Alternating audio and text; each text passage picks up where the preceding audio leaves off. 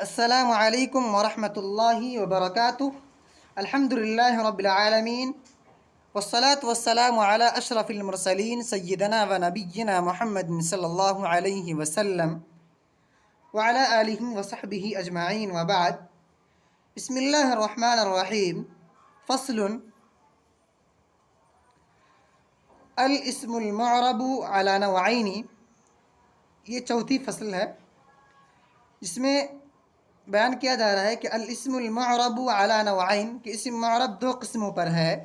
منصرف، پہلی قسم منصرف ہے، یعنی اسم معرب جو دو قسموں پر ہے وہ کون کون؟ منصرف اور غیر منصرف۔ تو پہلی قسم منصرف ہے۔ مصنف اسم منصرف کی تعریف کرتے ہوئے بیان کر رہے ہیں کہ وَهُوَ مَا لَيْسَ فِيهِ سَبَبَانِ، کہ منصرف ایک ویسا اسم معرب ہے کہ جس میں دو سبب نہ ہو، اب واحد، یا ایک ایسا سبب، یقوم مقامہما، جو دو سبب کے قائم مقام ہوں، یعنی اس میں دو سبب نہ ہو یا پھر ایک ایسا سبب بھی نہ ہو جو دو سبب کے قائم مقام ہو۔ اسباب من الاسباب التسعہ سے، اسباب تسعہ میں سے، جیسے زیدن۔ وَيُسَمَّى الْإِسْمَ الْمُتَمَكِّنَ، اور اس کا نام اسم متمکن بھی رکھا جاتا ہے، یعنی کہ منصرف کو اسم متمکن بھی کہا جاتا ہے۔ اب مصنف اسم منصرف یعنی اسم متمکن کا حکم بیان کر رہے ہیں۔ وَحُكْمُهُ، اس کا حکم کیا ہے کہ أَن يَدْخُلَهُ الْحَرَكَاتُ الثَّلَاثُ، کہ اسم متمکن یعنی منصرف پر تینوں حرکات داخل ہوتے ہیں، مع التنوین، تنوین کے ساتھ، یعنی تنوین بھی داخل ہوتا ہے۔ تقول، تم کہتے ہو کہ جاءنی زید، رأیت زیدا ومررت بزید۔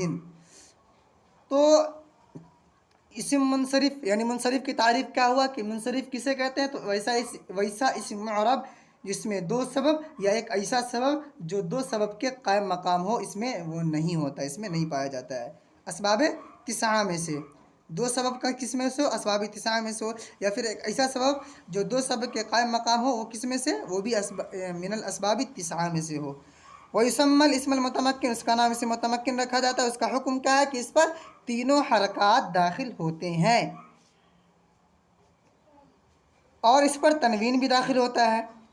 آگے ہے وغیر منصرف، اور غیر منصرف کی تعریف بیان کر رہے ہیں۔ دوسری قسم کیا ہے؟ غیر منصرف ہے۔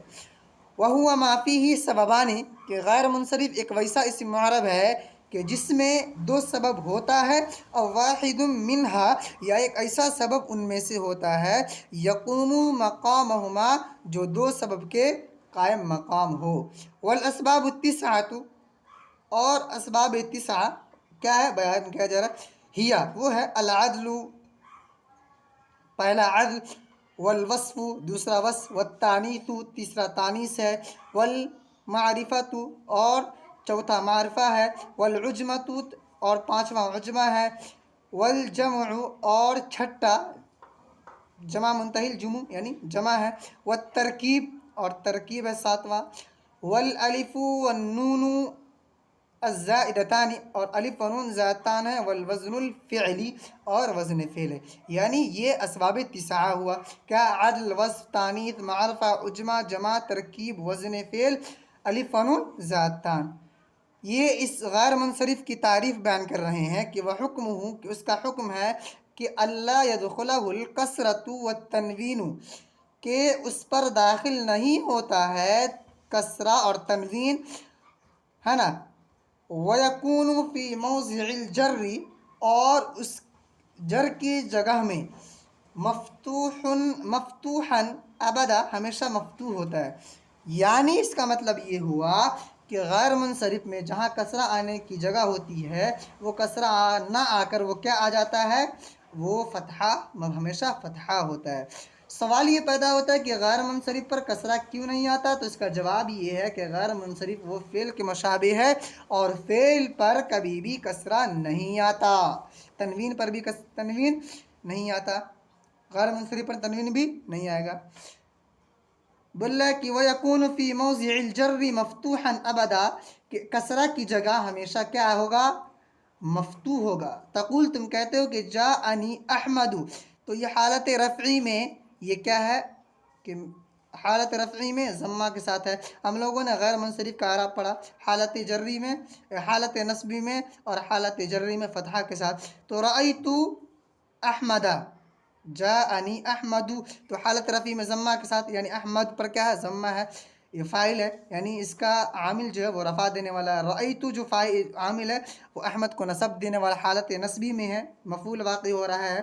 اور مررت باحمدی، یہ حالت جری میں بھی ہے تو لیکن مفتوح ہے، احمدہ ہے، تو یہ کیوں ہے؟ کیونکہ یہ غیر منصرف ہے، اور غیر منصرف کا اعراب حالت جری میں فتحہ کے ساتھ ہوتا ہے۔